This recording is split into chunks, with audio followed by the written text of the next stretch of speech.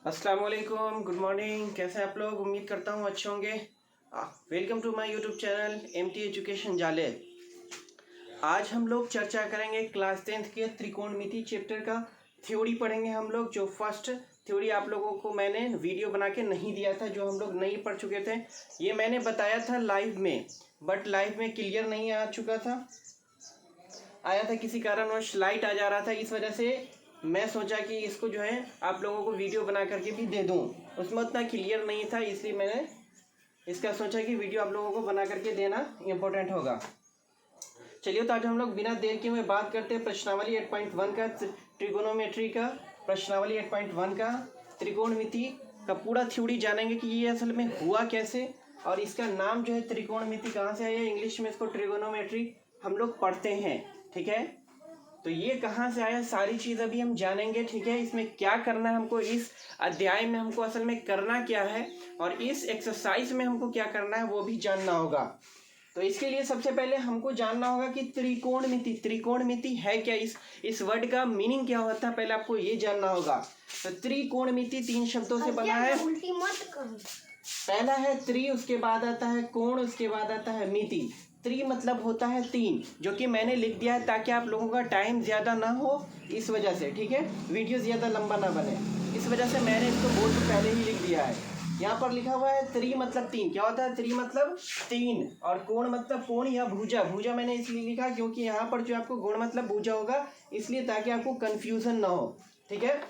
कोण मतलब कोण, और यहाँ पर आता है मिति। मिति मतलब होता है माप। इस तरीके से अगर हम तीनों को ऐड करें तो क्या होता है त्रिकोणमिति, मतलब 3 कोण माप। क्या होता है, मतलब 3 कोण माप, मतलब कि 3 कोणों की माप। अगला आता है ग्रीक शब्द से। कौन से? इसकी जो व्युत्पत्ति हुई है, ट्रिगोनोमेट्री की जो व्युत्पत्ति हुई, कहाँ से हुई है? ग्रीक शब्द से। ये कहाँ से आया है? ग्रीक शब्द से। जैसे कि ये हम लोग बात करते हैं त्रिकोणमिति, जैसे ये अभी हिंदी में लिखा हुआ है। क्या चीज़ है? हिंदी में कोई वर्ड आते हैं, इंग्लिश से आते हैं, कोई उर्दू से आता है। अब जैसे स्टेशन है, तो स्टेशन तो उर्दू में लिखते हैं स्टेशन, लेकिन स्टेशन उर्दू का तो होता नहीं है, ठीक है। वो इंग्लिश से ही उठ करके आता है। हिंदी में भी हम लोग उसको स्टेशन के नाम से बुक्स में ज़्यादातर देता है, लेकिन बट उसका नाम थोड़ा दूसरा होता है, ठीक है। शुद्ध हिंदी में अलग नाम होता है। इसी तरीके से यहाँ पर जो सारे नाम दिए गए हैं, ये यहाँ पर क्या है, ग्रीक शब्द से लिया गया है, ठीक है। तो यहाँ पर त्रि मतलब क्या होता है 3, और गुण मतलब क्या होता है भुजा, और मेट्रोन मतलब क्या होता है माप। मतलब कि ये भी जो बना है, ये तीन वर्ड को मिलाकर बना है, ट्रिगोनमेट्री, ठीक है। तो यहाँ पर मेट्रोन लिखा हुआ है। मेट्रोन मतलब होता है माप, मतलब कि मेट्री जो निकला है मेट्रोन से निकल गया यहाँ से। अब इन सभी को हम ऐड करेंगे तो 3 भुजा माप। क्या होगा? 3 भुजा माप। यहाँ पर होता है 3 कोण माप, मतलब अर्थात हम कह सकते हैं कि 3 भुजाओं या कोणों की माप। अब 3 भुजाओं और 3 कोणों की माप जो होता है, 3 भुजा और 3 कोण कौन से इसमें होता है बताइए? कौन से फिगर में आता है? तो वो ट्राइंगल में आता है। कौन से इसमें आता है? ट्राइंगल में, मतलब कि त्रिभुज में आता है। और त्रिभुज, और ख़ास तौर से इसमें हम लोग किस पर बात करेंगे? राइट ट्राइंगल, मतलब कि समकोण त्रिभुज के बारे में इस अध्याय में हम लोग विस्तार से चर्चा करेंगे। अब आता है अगला पॉइंट। तो आपको जानना होगा कि इस अध्याय में और इस एक्सरसाइज में आपको करना क्या है। तो यहाँ पर लिखा हुआ है, क्या लिखा हुआ है? त्रिकोणमिति में क्या किया जाता है। तो आपको जानना पड़ेगा कि त्रिकोणमिति में आपसे अगर कोई सवाल कर देगा कि त्रिकोणमिति तो जान गए, लेकिन इसमें करते क्या है, ये भी मालूम होना चाहिए। तो इसमें त्रिकोणमिति में हम लोग क्या करते, देखिए, त्रिकोणमिति में एक त्रिभुज की भुजाओं और कोणों के बीच संबंधों का अध्ययन किया जाता है। क्या किया जाता है? त्रिकोणमिति में एक त्रिभुज की भुजाओं और कोणों के बीच संबंधों का अध्ययन किया जाता है, ठीक है। मतलब कि एक जो समकोण त्रिभुज होगी, इसमें त्रिभुज दिया गया है, तो त्रिभुज हर तरीके के होते हैं, ठीक है। अब यहाँ पर खास तौर से हम लोग जो बात करेंगे वो राइट ट्राइंगल, मतलब समकोण त्रिभुज की बात करेंगे। तो आप समझ गए होंगे कि यहाँ त्रिकोणमिति में क्या होता है, एक त्रिभुज की जो भुजा होती है और कोण होता है, उसके बीच जो संबंध होते हैं, ठीक है, उसको स्थापित किया जाएगा। अब जैसे यहाँ पर मान लीजिए एक ट्राइंगल है, क्यों नहीं चल रहा जी, ये एक ट्राइंगल है, ठीक है। अब ये एक ट्राइंगल है, अब यहाँ से लेकर के यहाँ तक मान लीजिए ABC दिया हुआ है, ये सब, ये एक राइट ट्राइंगल हो गया। यहाँ पर मान लीजिए आपको यहाँ पर 4 दिया, अब यहाँ पर 5 दिया। अब इसकी वैल्यू आपको नहीं मालूम है, मतलब इस भुजा की वैल्यू मालूम आपको नहीं है, मतलब साइड, इस साइड की वैल्यू मालूम नहीं, तो इस साइड की वैल्यू का हम क्या करेंगे, कैलकुलेट करेंगे, ठीक है। इसी तरीके से और भी इसका आगे हम पढ़ेंगे तो कैलकुलेट करेंगे, क्या कैलकुलेट करेंगे और क्यों करेंगे, ये सारी चीज़ अभी हम लोग पढ़ेंगे। अभी अगले पॉइंट पर चर्चा करेंगे तो उससे आपको पता चल जाएगा। अब अगला क्या आ रहा है, अगला पॉइंट आ रहा है त्रिकोणमितीय अनुपात क्या है। क्या बोल रहा है, त्रिकोणमितीय अनुपात क्या है। तो सबसे पहले मैं बता दूं कि आप लोग सुने होंगे क्लास 10 वाले बच्चों से, बड़े बच्चों से आप लोग सुने होंगे, क्या सुने होंगे, जैसे sine theta, cos theta, tan theta, इन सभी के बारे में आप लोग सुन चुके होंगे। तो इन सभी के बारे में जब आप सुनते हैं तो आपको लगता है कि हाँ ये बहुत भारी चीज़ है, ये कहाँ से आया, ये क्या नाम है। तो इस नाम को जानने के लिए सबसे पहले ये जो साइन कॉस टेन ये सब क्या है, सेक कॉसेक क्या है, ये सारे के सारे त्रिकोणमितीय अनुपात है। क्या है, सारे के सारे त्रिकोणमितीय अनुपात है। अब पहले तो जानना पड़ेगा कि त्रिकोणमितीय अनुपात होता क्या है, त्रिकोणमितीय अनुपात होता क्या है। तो त्रिकोणमितीय अनुपात का मैंने डिफिनेशन लिखा है, आप इस तरीके से शॉर्ट में लिख सकते हैं। क्या दिया हुआ है देखिए, किसी समकोण त्रिभुज की भुजाओं, क्या लिखा हुआ है, किसी समकोण त्रिभुज, समकोण त्रिभुज मतलब राइट ट्राइंगल, मतलब कि जिसका एक एंगल क्या होगा 90 डिग्री का होगा। समकोण त्रिभुज की भुजाओं के बीच के अनुपात को, समकोण त्रिभुज की जो भुजा होती है उसके जो बीच अनुपात बनता है, उस अनुपात को हम लोग त्रिकोणमितीय अनुपात के नाम से जानते हैं। ठीक है, किसी समकोण त्रिभुज की भुजाओं के बीच के अनुपात को त्रिकोणमितीय अनुपात कहते हैं। ठीक है, अब तो हम समझ गए कि सर त्रिकोणमितीय अनुपात होते हैं क्या, ये तो समझ गए, लेकिन बट ये त्रिकोणमितीय अनुपात होते कितने हैं। अब त्रिकोणमितीय अनुपात मैंने लिखा है यहाँ पर, अनुपात कितने होते हैं, तो मैं बता दूं आप लोगों को कि त्रिकोणमितीय अनुपात टोटल जो होते हैं वो 6 होते हैं। और 6 में से सबसे पहले जो हुआ खोज जिसकी की गई वो था साइन। ठीक है, मैं सारे का फुल नेम भी एक साथ बताऊंगा ताकि ऑब्जेक्टिव क्वेश्चन जब एग्जाम में आते हैं तो उसमें आप लोग डर जाते हैं कि सर इसका नाम, इसका फुल नेम तो हमको पढ़ाया नहीं गया, इसका फुल नेम तो हमको मालूम नहीं, साइन मालूम है, कॉस मालूम, बट इसका फुल नेम पता ही नहीं है। फुल नेम पूछ देता है एग्जाम में ऑब्जेक्टिव क्वेश्चन में तो आप लोग उसको छोड़ देते हैं, नहीं सॉल्व कर पाते हैं। तो वो सब सारी दिक्कतें खत्म हो जाएगी। अब तो सबसे पहले मैं बता दूं कि त्रिकोणमितीय अनुपात टोटल होते हैं 6। चलिए मैं उसको लिख देता हूं। क्या हुआ जी,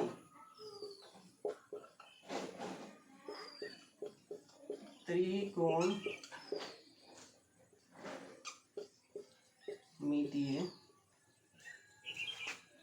अनुपात 6 होते हैं। चलिए तो सारे को हम लिख दें।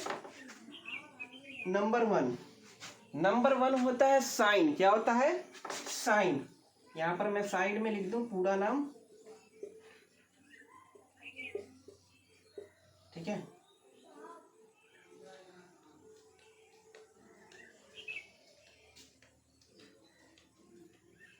क्या लिखूं, संक्षिप्त नाम, संक्षिप्त।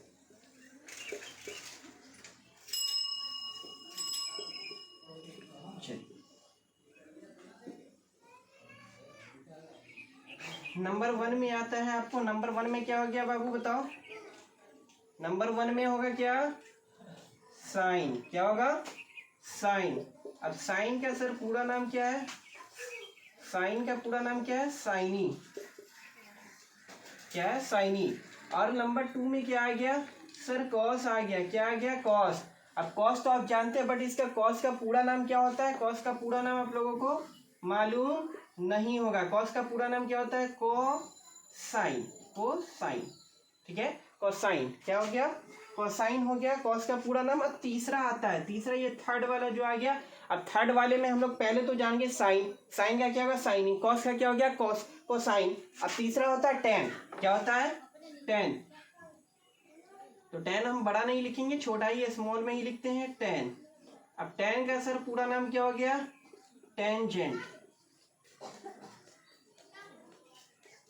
ठीक है, अब उसके बाद 4 नंबर में आता है नंबर 4। नंबर 4 में क्या करते हैं, अब ये जो तीनों हुआ इसी को हम उल्टा पलटी करते हैं, मतलब कि इसी का जो है एकदम अपोजिट होता है। कौन होता है, साइन का उल्टा आप कर लो, कॉसेक। क्या हो जाएगा, कॉसेक। अब इसका जो नाम होगा उसमें एंड लगा देना। अब जितनी भी चीज आई है उसमें क्या करेंगे, एंड, मतलब कि कॉसेक में एंड लगा देंगे। क्या करेंगे, एंड लगा देंगे और इसमें एंड लगा देते हैं। जेंट लगा देते हैं, ठीक है।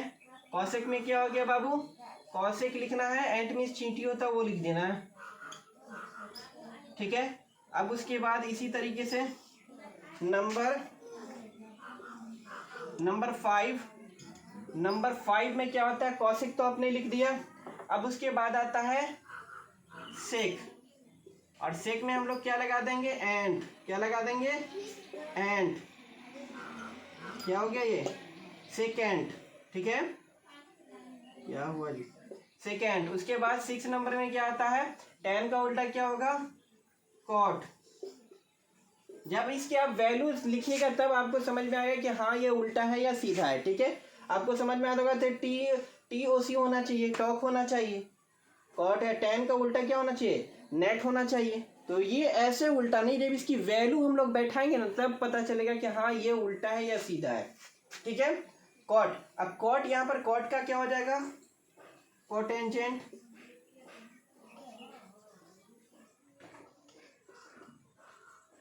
क्या हो जाएगा, कोटेंजेंट। अब पहला क्या हो गया, अब यहां से देख लीजिए साइन का क्या होगा, साइनी कॉस का कोसाइन, टेन का क्या होगा, टेंजेंट, कॉसेक का क्या हो गया, कॉसेक एंड, सेक का क्या, सेकेंड, कॉट का कोटेंजेंट। तो इस तरीके से आप देख सकते हैं कि कॉट का क्या हो गया, कोटेंजेंट। अब यहाँ पर ध्यान से देखिए कि साइन में हम क्या लिखते हैं, ई लगा देते हैं। अब कॉस में क्या करना, कॉस में कुछ नहीं करना, कॉस का फुल नेम याद करने के लिए क्या करना है, कॉस में पहले साइन को ऐड कर देना। क्या करना है, कॉस में साइन को ऐड कर देना, इसका जो नाम है उसको ऐड कर दीजिए। अब टेन है तो टेन में क्या लगा देना, जेंट। क्या लगाना है, जेंट। उसी तरीके से कॉसेक में क्या लगाना है, एंड, और सेक में भी एंट लगाना है। और टेन में जैसे जेंट लगा इसमें भी क्या करना है, जेंट लगा देना, ठीक है।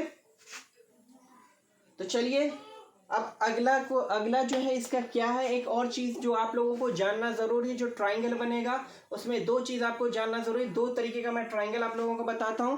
चलिए, अभी तक स्क्रीनशॉट नहीं लिया तो अभी स्क्रीनशॉट ले लीजिए। चलिए, तो चलिए बच्चों, हमने लिख लिया ये। अब कहिएगा कि सर ये क्या है, अब ये क्या है, यहाँ पर आप लोग जब क्वेश्चन 1.1 बनाइएगा तो यहाँ पर आप लोगों को जो वैल्यू बैठाना होगा, कहीं पर बोलेगा कि साइन ए का मान ज्ञात कीजिए, कहीं पर बोलेगा साइन सी निकालिए। अब ये ए और सी का मतलब क्या है ये तो जानना पड़ेगा ना आपको।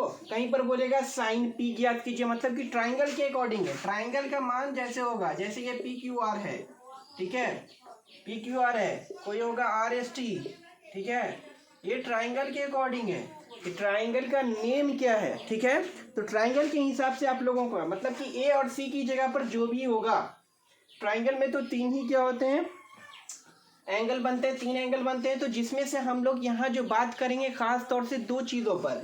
यहाँ तो पहला हो गया, आप लोगों को देख लीजिए, ये और ये दोनों क्या है, 90 डिग्री से कम है, मतलब न्यून कोण है ये दोनों। और ये समकोण हो गया, मतलब कि राइट एंगल हो गया, ठीक है। अब यहाँ भी राइट एंगल बनेगा। अब यहाँ मैंने सारे में ए लिखा और यहाँ में मैं सारे में क्या किया, जितने भी त्रिकोणमितीय अनुपात है सारे में सी लिखा। अब ए का मतलब क्या है कि जब ए की बात होगी, मतलब कि ऊपर वाले एंगल, मतलब कि जो भी नाम हो ऊपर वाले एंगल में, जो भी नाम होगा ऊपर वाले एंगल में, तो आप लोगों को मालूम होगा कि इसको जो हम नाम से जानते हैं परपेंडिकुलर के नाम से। इसको क्या नाम से जानते हैं, ये जो होता है परपेंडिकुलर, ये होता है बेस, और ये होता है हाइपोटेनियस। मतलब कि ये लंब, ये क्या होता है आधार, और ये कर्ण, ठीक है। बट यहाँ पर जब ए की बात होगी तो वो चीज सही नहीं होगा।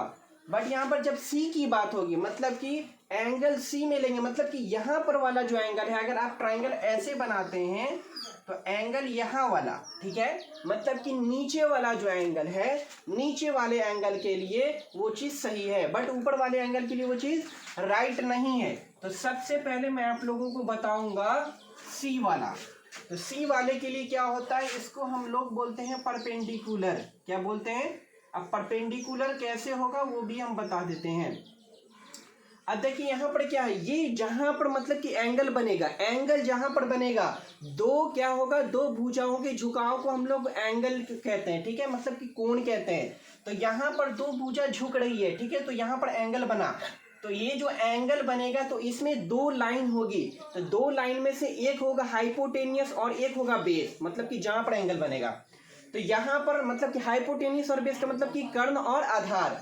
अब यहाँ पर सी पर एंगल बन रहा है, दो लाइन है, एक लाइन ये और एक लाइन ये, तो यहाँ पर हाइपोटेनियस समझ लीजिए कि कभी चेंज नहीं होता है, जो हाइपोटेनियस होता है वो तो रहता ही, कभी चेंज नहीं होगा।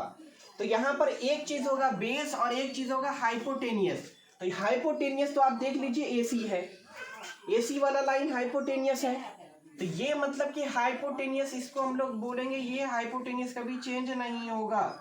ये एक हुआ हाइपोटेनियस और दूसरा क्या होगा इस लाइन से जो जुड़ा हुआ है वो होगा बेस। क्या होगा? बेस मतलब बी। ये होगा नीचे वाला, ये नीचे वाला लाइन क्या हो गया? बेस। अब ऊपर वाला क्या हो गया? एक क्या होगा? हाइपोटेनियस। तो तीसरा जो बचा वो क्या होगा? उसके जस्ट सामने जो ये जो बचा हुआ क्या होगा? वो परपेंडिकुलर। ठीक है, अब इसको हम हिंदी में भी लिख दें, ये हो गया लंब, अब ये हो गया आधार, ठीक है, अब ये हो गया कर्ण। अब देखिए सेम टू सेम काम यहां पर देखिए, पहले एंगल कहां पर बन रहा है, एंगल कहां पर बन रहा है वो देखना है। एंगल यहां पर बन रहा है, तो ये जो दो लाइन के बीच में जो एंगल बनेगा उन दोनों लाइन में से एक होगा हाइपोटेनियस, एक होगा बेस, मतलब कि एक कर्ण और एक आधार। तो यहां पर देखिए हाइपोटेनियस आपको दिख रहा है कि एसी है, मतलब कि ये हाइपोटेनियस कभी चेंज नहीं होता, हाइपोटेनियस ये रहेगा ही, चाहे एंगल कहीं भी बने। अब दूसरा जो बचा, दूसरा कौन लाइन है? ये लाइन, मतलब कि यहां से यहां तक जो गई है ये लाइन क्या हो जाएगा? Already base. क्या हो जाएगा? बेस। ठीक है, वो याद रखने कि एंगल कहां पर बन रहा है, एंगल जहां पर बनेगा वो क्या होगा? एक होगा कर्ण मतलब हाइपोटेनियस और दूसरा होगा आधार मतलब बेस। ठीक है, तो यहां पर बना तो ये तो कर्ण चेंज नहीं होगा, मतलब ये बेस हो गया, और ये क्या हो गया यहाँ पर? परपेंडिकुलर मतलब लंब। क्या हो जाएगा? परपेंडिकुलर मतलब लंब। अब समझ लो कि यहाँ पर जो भी नाम होगा, मतलब कि ऊपर वाले में जो एंगल बनेगा उसके लिए परपेंडिकुलर ये, हाइपोटेनियस ये और बेस ये होगा, मतलब कि ऊपर वाला एंगल जो बनेगा, ऊपर वाले एंगल के लिए हम लोग इस तरीके से लेंगे ट्राइंगल का मान। ठीक है, ट्राइंगल की वैल्यू इस तरीके से बनेगी, इसका पी और इसका बी और इसका एच, मतलब कि आधार ये हो जाएगा, लंब ये हो जाएगा और कर्ण ये होगा, मतलब कि ऊपर वाले एंगल में। जहां नीचे वाले एंगल की बात होगी तो इसमें क्या हो जाएगा? जो हम लोग लेते हैं ये परपेंडिकुलर, ये बेस और ये हाइपोटेनियस, मतलब कि लंब, आधार और कर्ण, इस तरीके से आप लोगों का होगा।